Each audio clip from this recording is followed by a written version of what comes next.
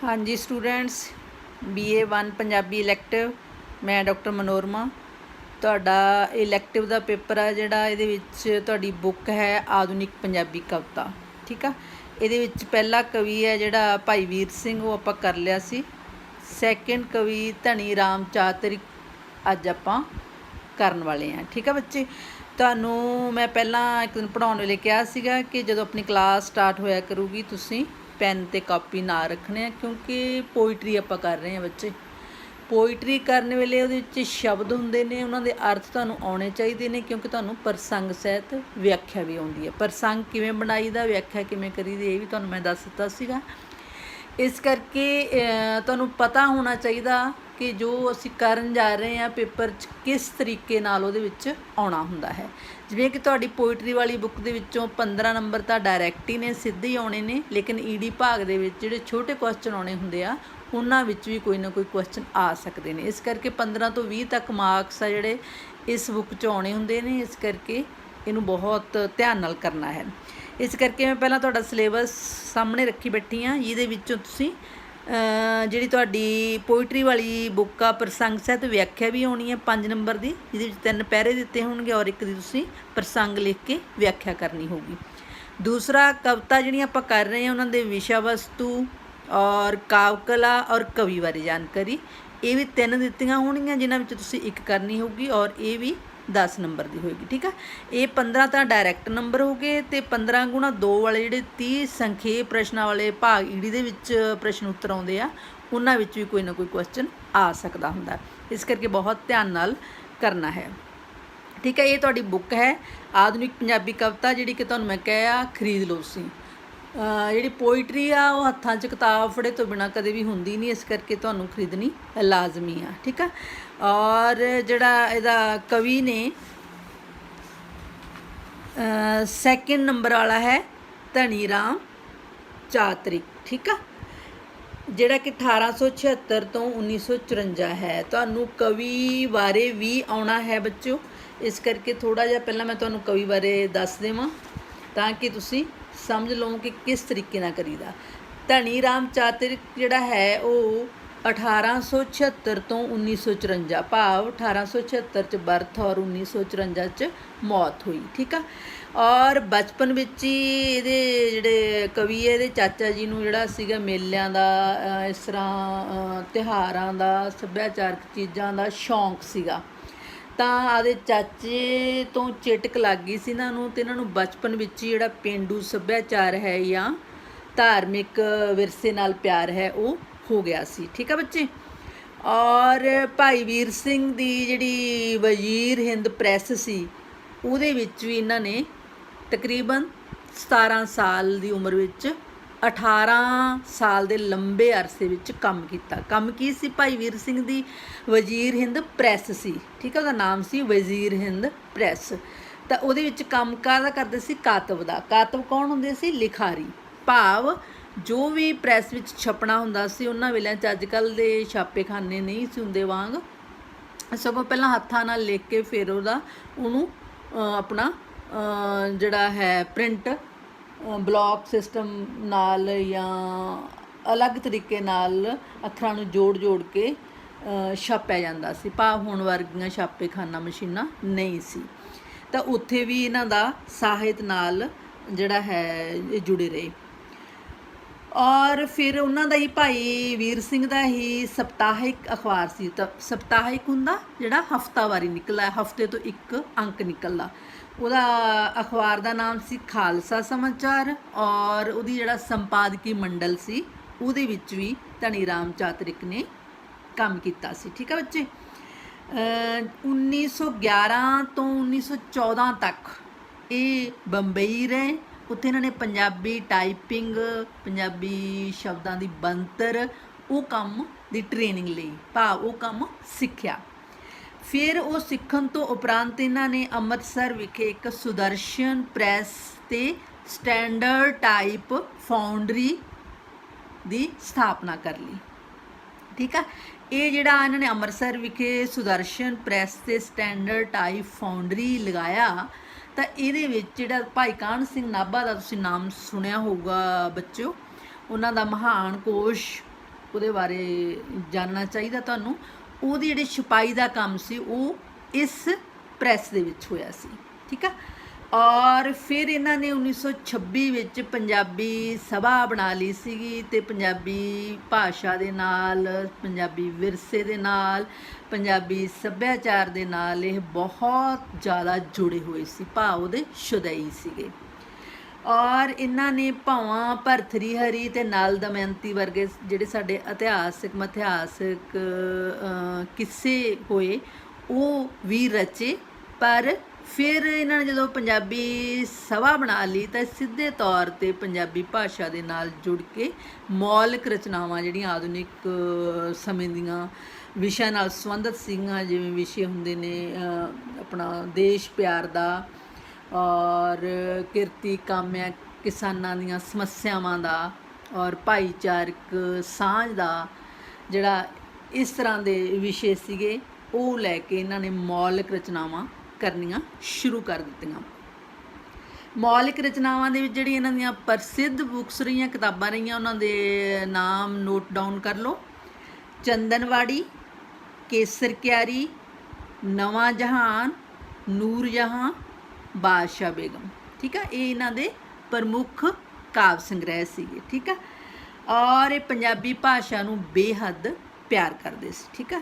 ਇਹ ਬੇਸਿਕ ਗੱਲਾਂ ਨੇ ਜਿਹੜੀਆਂ ਤੁਹਾਨੂੰ ਇਹਨਾਂ ਦੇ ਬਾਰੇ 'ਚ ਜ਼ਰੂਰ ਆਉਣੀਆਂ ਚਾਹੀਦੀਆਂ ਬੱਚਿਓ, ਠੀਕ ਆ। ਅਤੇ ਇਹ ਤੁਹਾਡੇ ਸਿਲੇਬਸ 'ਚ ਇਹਨਾਂ ਦੀ 2 ਕਵਿਤਾਵਾਂ ਲੱਗੀਆਂ ਨੇ। ਪਹਿਲੀ ਕਵਿਤਾ ਹੈ ਰਾਧਾ ਸੰਦੇਸ਼। ਉਹਦਾ ਜਿਹੜਾ ਕਵੀ ਹੈ, ਕਵੀ ਦਾ ਯੋਗਦਾਨ ਜਾਂ ਕਵੀ ਦਾ ਸਥਾਨ ਦੀ ਗੱਲ ਹੋਣੀ ਆ, ਜਿਹੜੀ ਮੈਂ ਤੁਹਾਨੂੰ ਦੱਸ ਦਿੱਤੀ ਆ ਸਕਦੀ ਆ। ਔਰ ਪ੍ਰਸੰਗ ਸਹਿਤ ਵਿਆਖਿਆ ਹੋਣੀ, ਉਹ ਤੁਹਾਨੂੰ ਦੱਸ ਦਿਉਂਗੀ ਵਿਆਖਿਆ ਕਰਦੇ ਹੋਏ ਕਿ ਪ੍ਰਸੰਗ ਕਿਵੇਂ ਬਣਾਈਦਾ। ਔਰ ਕਵਿਤਾ ਦਾ ਵਿਸ਼ਾ ਅਤੇ ਸਾਰ ਵੀ ਆਏਗਾ, ਅਤੇ ਵਿਸ਼ਾ ਤੁਹਾਨੂੰ ਮੈਂ ਪੜ੍ਹਾਉਣ ਤੋਂ ਪਹਿਲਾਂ ਹੀ ਦੱਸ ਦਿੰਦੀ ਹਾਂ। ਸਾਰ ਬਣਾਉਣ ਵੇਲੇ ਜਿਹੜੀ ਮੈਂ ਅਰਥ ਕਰ ਰਹੀ ਹੋਊਂਗੀ, ਸਟੋਰੀ ਬਣਾ ਕੇ ਤੁਹਾਨੂੰ ਦੱਸ ਰਹੀ ਹੋਊਂਗੀ, ਉਹ ਹੀ ਇਹਦਾ ਕਵਿਤਾ ਦਾ ਸਾਰ ਹੋਵੇਗਾ। ਔਰ ਵਿਸ਼ਾ ਕੀ ਹੈ? ਜਿਹੜੀ ਤੁਹਾਡੀ ਪਹਿਲੀ ਕਵਿਤਾ ਹੈ ਰਾਧਾ ਸੰਦੇਸ਼। ਰਾਧਾ ਨੂੰ ਤੁਸੀਂ ਜਾਣਦੇ ਹੋਵੋਗੇ। ਔਰ ਕ੍ਰਿਸ਼ਨ ਦੀ ਜਿਹੜੀ ਇੱਕ ਗੋਪੀ ਰਾਧਾ, ਜਿਹਦੇ ਨਾਲ ਉਹਦਾ ਪ੍ਰੇਮ ਵਰਣਨ ਜਿਹੜਾ ਹੈ ਸਾਨੂੰ ਸਾਡੇ ਸਾਹਿਤ ਦੇ ਵਿੱਚ ਮਿਲਦਾ ਹੈ। ਤਾਂ ਇਸ ਦੇ ਵਿੱਚ ਕ੍ਰਿਸ਼ਨ ਅਤੇ ਰਾਧਾ ਦਾ ਜਿਹੜਾ ਆਦਰਸ਼ਕ ਪ੍ਰੇਮ ਹੈ, ਠੀਕ ਆ, ਰੂਹਾਂ ਦਾ ਪ੍ਰੇਮ ਜਿਹੜਾ ਸਰੀਰਾਂ ਤੋਂ ਉੱਪਰ ਉੱਠ ਕੇ ਮੰਨਿਆ ਜਾਂਦਾ ਹੈ, ਜਿਵੇਂ ਆਤਮਾ ਪਰਮਾਤਮਾ ਦਾ ਮੇਲ ਹੁੰਦਾ ਹੈ, ਉਸ ਤਰ੍ਹਾਂ ਦੇ ਪ੍ਰੇਮ ਨੂੰ ਆਦਰਸ਼ਕ ਪ੍ਰੇਮ ਕਹਿੰਦੇ ਨੇ। ਉਹ ਪ੍ਰੇਮ ਦਾ ਇਸ ਕਵਿਤਾ ਦੇ ਵਿੱਚ ਬਿਆਨ ਕੀਤਾ ਗਿਆ, ਠੀਕ ਆ। ਕਵਿਤਾ ਕੀ ਹੈ? ਰਾਧਾ ਸੰਦੇਸ਼, ਠੀਕ ਆ। ਤੁਹਾਨੂੰ ਜਿਹੜੀਆਂ ਗੱਲਾਂ ਦੱਸਣ ਵਾਲੀਆਂ ਉਹ ਨਾਲ ਨਾਲ ਦੱਸੂਗੀ, ਨਾਲ ਨਾਲ ਮੈਂ ਇਹਦੀ ਰੀਡਿੰਗ ਕਰਦੀ ਰਹੂੰਗੀ, ਠੀਕ ਆ ਬੱਚੇ।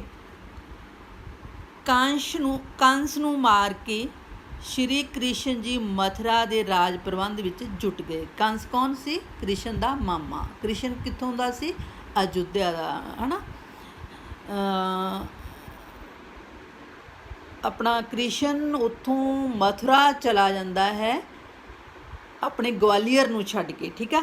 ਕੰਸ ਨੂੰ ਮਾਰ ਕੇ ਸ਼੍ਰੀ ਕ੍ਰਿਸ਼ਨ ਜੀ ਮਥੁਰਾ ਦੇ ਰਾਜ ਪ੍ਰਬੰਧ ਵਿੱਚ ਜੁਟ ਜਾਂਦੇ ਹਨ। ਪਿੱਛੋਂ ਬ੍ਰਿਜ ਗੋਪੀਆਂ ਵੱਲੋਂ ਸੁਨੇਹੇ ਤੇ ਸੁਨੇਹੇ ਆਉਂਦੇ ਹਨ।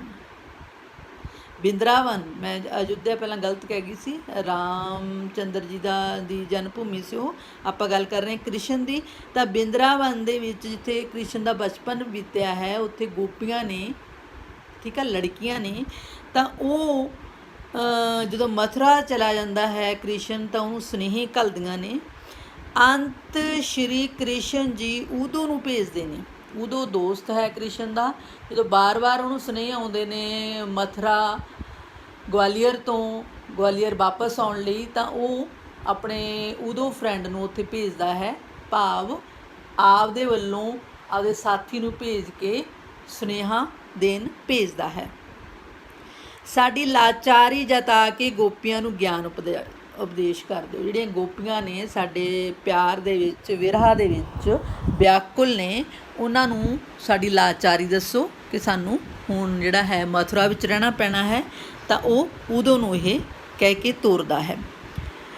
ਉਦੋਂ ਦੀਆਂ ਗੱਲਾਂ ਤੋਂ ਖਿੱਝ ਕੇ ਰਾਧਾ ਉਸ ਨੂੰ ਉੱਤਰ ਦਿੰਦੀ। ਜਿਹੜੀ ਸਾਡੀ ਕਵਿਤਾ ਆਊਗੀ ਰਾਧਾ ਸੰਦੇਸ਼ ਆ ਕਵਿਤਾ ਦਾ ਨਾਮ, ਭਾਵ ਰਾਧਾ ਉਦੋਂ ਦੀਆਂ ਗਿਆਨ ਭਰੀਆਂ ਗੱਲਾਂ ਤੋਂ ਖਿੱਝ ਕੇ ਜਿਹੜੀ ਮਾਣਮੱਤੀ ਅਤੇ ਪ੍ਰੇਮ ਦੀ ਭਰੀ ਹੋਈ ਔਰ ਵਿਰਹਾ ਵਿੱਚ ਤੜਫ ਰਹੀ ਹੈ, ਉਹ ਕਿਸ ਤਰ੍ਹਾਂ ਦਾ ਆਨਸਰ ਕਰੇਗੀ, ਉਹ ਸਾਡੀ ਸਾਰੀ ਕਵਿਤਾ ਹੋਏਗੀ। ਪ੍ਰੇਮ ਲਗਨ ਵਿੱਚ ਝੱਲੀ ਹੋਈ ਕੋਈ ਗੱਲ ਉਦੋਂ ਨਾਲ ਕਰਦੀ ਹੈ ਅਤੇ ਕੋਈ ਗੱਲ ਕਰਨ ਵੇਲੇ ਸ੍ਰੀ ਕ੍ਰਿਸ਼ਨ ਜੀ ਨੂੰ ਸਨਮੁਖ ਕਰ ਲੈਂਦੀ। ਕੋਈ ਤਾਂ ਆਨਸਰ ਉਹ ਇਸ ਤਰ੍ਹਾਂ ਕਰਦੀ ਹੈ ਕਿ ਉਦੋਂ ਨਾਲ ਗੱਲ ਕਰ ਰਹੀ ਹੋਵੇ, ਅਤੇ ਕਈ ਗੱਲਾਂ ਵਿੱਚ ਤਾਂ ਉਹ ਐਂ ਉੱਤਰ ਦੇ ਰਹੀ ਹੁੰਦੀ ਆ ਜਿਵੇਂ ਕਿ ਉਹ ਸਿੱਧਾ ਹੀ ਕ੍ਰਿਸ਼ਨ ਦੇ ਸਨਮੁਖ, ਕ੍ਰਿਸ਼ਨ ਦੇ ਸਾਹਮਣੇ ਹੀ ਬੋਲ ਰਹੀ ਹੋਵੇ। ਠੀਕ ਹੈ, ਇਹਦੇ ਸਟੈਂਜੇ ਬਣਾਏ ਹੋਏ ਨੇ। ਪਹਿਲਾ ਸਟੈਂਜਾ ਹੈ, ਉਦੋਂ ਕਾਨ ਦੀ ਗੱਲ ਸੁਣਾ ਸਾਨੂੰ, ਕਿ ਉਦੋਂ ਕੋਈ ਕਾਨ ਹੈ ਕ੍ਰਿਸ਼ਨ, ਉਹਦੀ ਗੱਲ ਸੁਣਾ। ਕਾਹਨੂੰ ਚਿੰਨ੍ਹ ਚੁਆਤੀਆਂ ਲਾਈਆਂ ਨੀ, ਕਿਉਂ ਵਿਛੋੜੇ ਦੀ ਅੱਗ ਦੇ ਵਿੱਚ ਸਾਨੂੰ ਭੁੰਨਿਆ ਹੈ। ਚੁਆਤੀ ਅੱਗ ਹੈ, ਚਿੰਨ੍ਹ ਵਿੱਚ ਚੰਗਿਆਰੀ ਹੁੰਦੀ ਹੈ। ਮਸਾਂ ਸਨ ਆਠਰ ਘਾਉ ਲੱਗੇ, ਨਵੀਆਂ ਨਸ਼ਤਰਾਂ ਆਣ ਚਲਾਈਆਂ ਨੇ।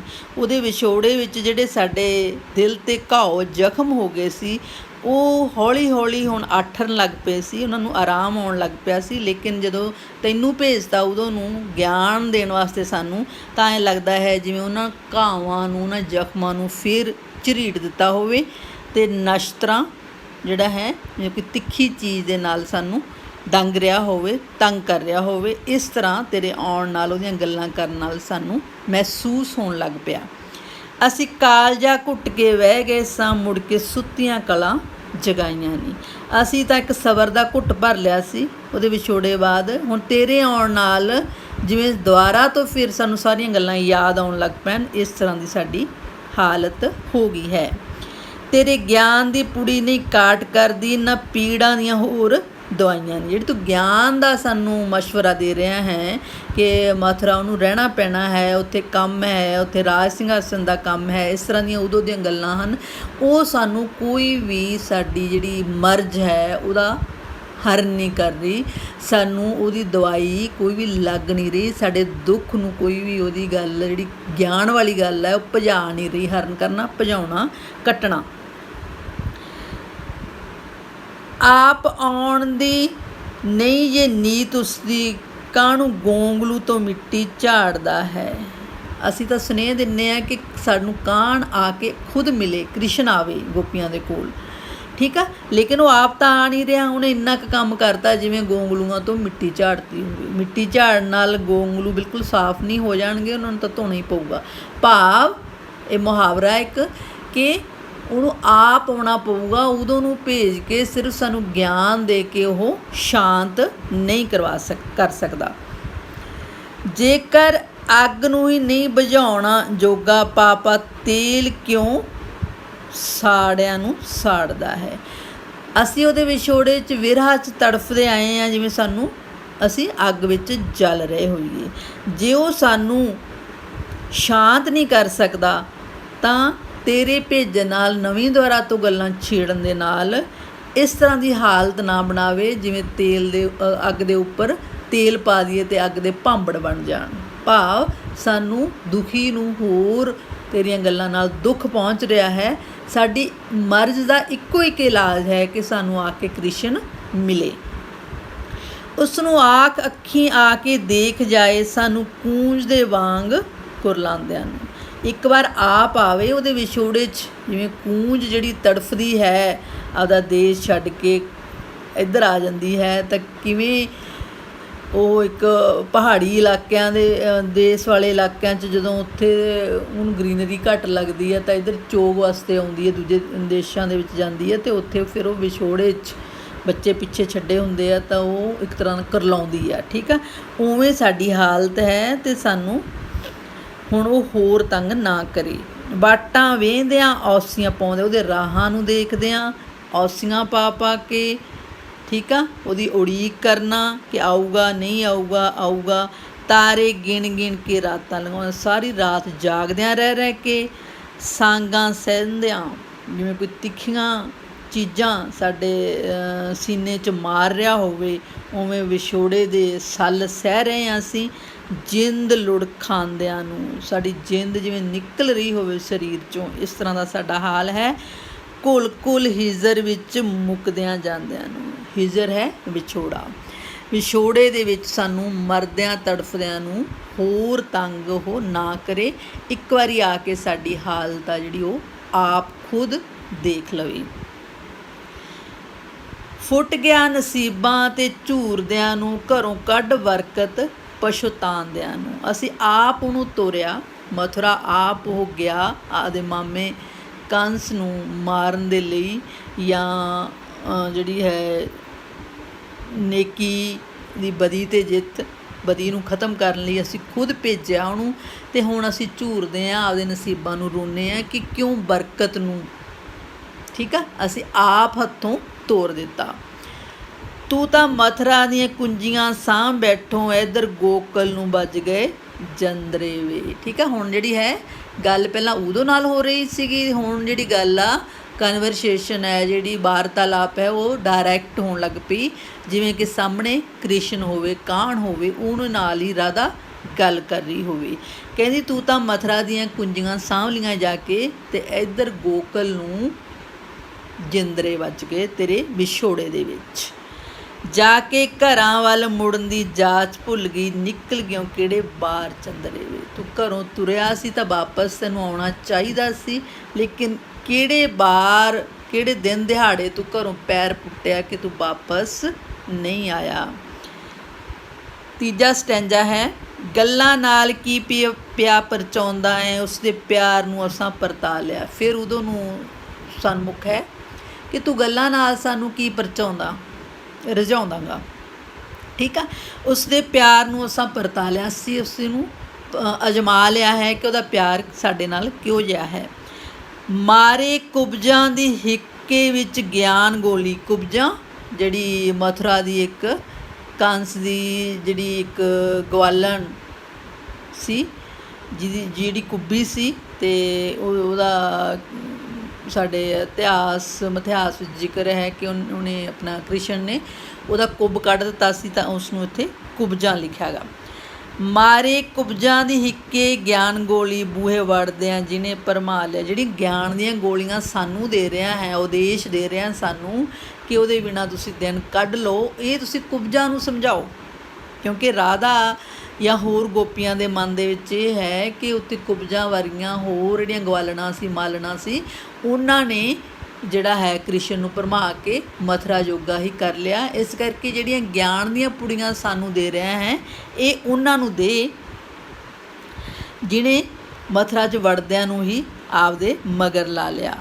ਉਦੋਂ ਕੋੜੂ ਮੋਠ ਵਿੱਚ ਮੋਹ ਪਾ ਕੇ ਅਸੀਂ ਆਪਣਾ ਆਪ ਗਵਾ ਲਿਆ ਹੈ।